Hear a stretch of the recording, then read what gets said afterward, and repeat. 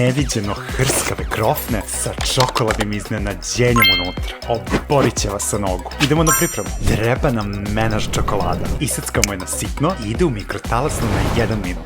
Sada mešamo i vidimo kako se lepo topi i dobija glatku teksturu. Pripremimo kalup za krofne i pažljivo sipamo našu otopljenu čokoladu. Ide u zamrzivač na sat vremena. Za to vreme u 2 jajeta sipamo malo šećera, vanilu i malo mleka. Kratko izmutimo i sjedinimo. Preko cediljke sipamo brašno i prosijemo. Mešamo dok ne dobijemo kompaktnu smesu. Baš ovako. I došlo je vreme da izvadimo čokoladne krofnice iz kalupa i prvo ih zaronimo u našu smesu. Potom prebacimo u prezle, obložimo sa svih strana i sada ide nazad u smesu na dodatnu oblogu i za kraj još jednom u prezle. Utapkamo i dodatno jačamo. Sada ide direkt u vrelo ulje na 1 minut. To je to. Izvadimo i ostavimo par minuta da se prohlade.